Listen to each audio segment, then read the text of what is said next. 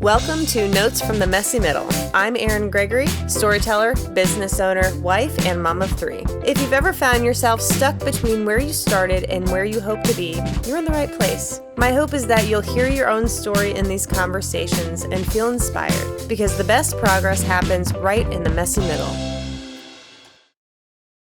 Hey friends, thanks for joining me today in our first recorded session of Notes from the Messy Middle, and true to form, we are learning as we go. So enjoy the journey. I'll put it in a later episode how we did all of this or a post. So stay tuned for that whole technical breakdown from my producer and husband, Mike Gregory. If you've been listening to Notes from the Messy Middle for a minute, you've heard stories from entrepreneurs, creatives, caregivers, and leaders sharing their journeys, and they've been raw and honest and really wonderful. And I'm so grateful for everybody who's really embraced this podcast. It's been so cool. And in conjunction with their stories, and really why I started this podcast, is because I wanted to share pieces of my own writing journey with you. I haven't done a solo episode in probably over a month because, as my friend Tracy at Let's Get Unstuck would say, I've been stuck. I've been sitting on this story, this book that I wrote a year ago for a while. And for the last month in particular, I've just been sitting on edits that my editor put in my inbox.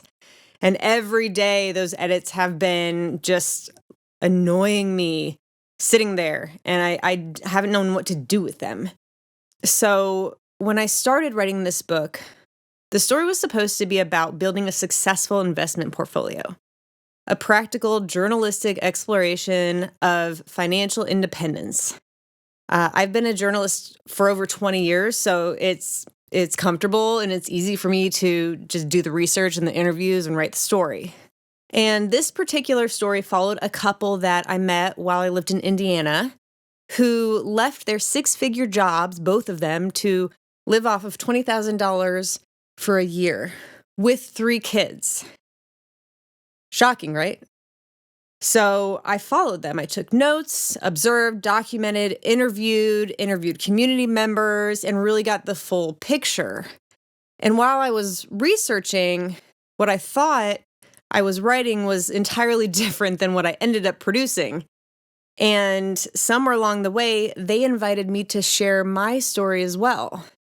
And that's kind of when everything went a bit wonky, and I lost sight of what I was actually building. I just wrote. So somewhere between their confidence and my hesitation, I realized I wasn't chasing financial freedom. That wasn't the story. I was chasing creative and emotional freedom. What compelled me to tell their story was the same thing that guides me through every phase of my work, a desire to make something meaningful. One of my favorite mentors explained me to a client as someone who just wants to make her impact. And that really stayed with me because that was how I wanted to be thought of. So I was doing something right. Now, fast forward a year later, and suddenly a manuscript was born. Polished, heartfelt, complete. It got good reviews from friends and family. And then I started to submit it for publication. And I collected rejection after rejection. And, this is nothing new for me. I had a career in sales for a minute, so I can take that, but I had to understand what I was missing. And that's when my friend and client, Christy Dawson of Dogwood and Quill, reached out. She needed help with her brand. She had recently been a part of government layoffs. She's one of my early podcasts. Check it out if you haven't yet. And she decided to grab life by the horns and build her own brand. She is an executive speechwriter and an English professor and is fantastic at what she does. So when she asked me to help her out, I happily agreed, but I also asked for something in return. Help figuring out what the heck was wrong with my book. And she saw it immediately. The writing was strong, the story was clear, but my why was missing. Over the past year, and especially these past few months, as I've built my own brand and started sharing more of my stories, the messy middle ones, the honest ones, I began to see what I'd been building all along. I wasn't just creating a platform. I wasn't just promoting myself. I was giving myself permission, a space where I could be as unfinished, as uncertain, as unshowered some days, and human as everyone else I write for. So, launching this platform has given me the freedom to figure out what my message is in real time, to be both the writer and the experiment that you see here. And since I really value honesty and authenticity above almost everything, and that's what I promise readers, I share the down and dirty reality of building a business, the challenges, the sleepless nights, and the doubt. But somewhere along the way, I also got tired of watching people I love, friends, family, clients, get swallowed up by this struggle. It's everywhere. We are glued to the news, to the drama, to the constant reminder that everything is broken. It can consume you if you let it. And I needed a change in perspective. And honestly, I wanted the world to have one too. Maybe that's a little lofty, but, shoot for the stars. Because there's still so much good here. So much worth noticing and creating and sharing. And so that's when it clicked. That's what this is all about. It's embracing this phase, the in-between, the messy middle, because that's where it all happens. It's also where we spend so much darn time, we might as well embrace it. In the book, I chronicle the journey of this couple that I mentioned earlier. Yes, they achieved financial freedom, but the real story is about how they got there and why. They were seeking a life that was truly theirs. They wanted to own their time.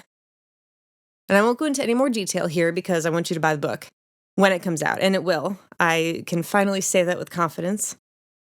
This weekend, after a sleepless week last week, it finally clicked, and I text Christy, my editor, first thing Saturday morning, and bless her, she answered happily. Before I could even explain, she already knew, and she'd just given me that space to figure it out on my own time. Now, I'm deep into those edits finally, about a third of the way in, and I'm seeing the story, I feel like, for the first time. And I didn't know what I was building until I built it. And sometimes that's exactly how it's supposed to happen. So what is so fantastic about this process is that this is exactly what I help other creatives, entrepreneurs, and mission-driven brands do. I find clarity in the chaos. I help them uncover what their work is really saying and why it matters. And as a tortured empath, having to look inward and discover it for myself has been so invaluable. I've learned so much through this process. I believe in the power of our stories, not just to promote our journeys and purpose, but to heal, to reflect, and to help us grow.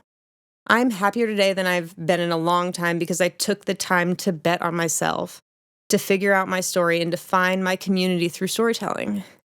It's true what they say. When people connect with what you write, there's really nothing better. So I'll say it here. Thank you for your support, for your belief in me, in what I do, and your patience with this messy, evolving process. I hope you find value in the stories, comfort in the honesty, and community in your engagement. We are all in this together. And I'm so glad I found this group of creatives and innovators who not only understand that, but actually encourage it.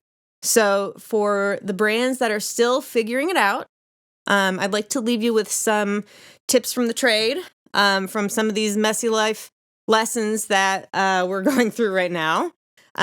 So first of all, keep figuring it out.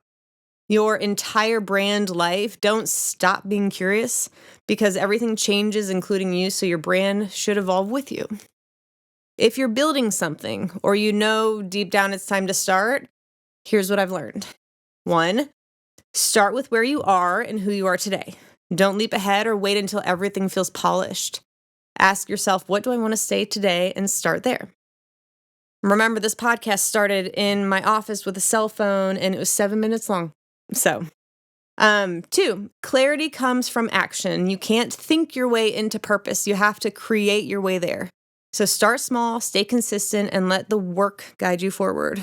3, give yourself permission to evolve. The brand you start with won't be the one you finish with, and that's the point. Keep moving in the direction that feels right, even when it changes. Number 4, stay human and share the process. People don't connect with perfection. They connect with progress. Let them see behind the curtain, which you literally are today. Be transparent, be real, and grow alongside them. And 5, leverage your community. Any successful entrepreneur will tell you they didn't do it alone. Surround yourself with people who advise, support, and add value. Find your people and lean on them. They'll be there when you need them the most. And if you're sitting in that uncertain creative in-between, wondering what you're building or how to find your voice, I'd love to help you find clarity in your own chaos. Send me a DM or reach out through AaronGregoryCreative.com.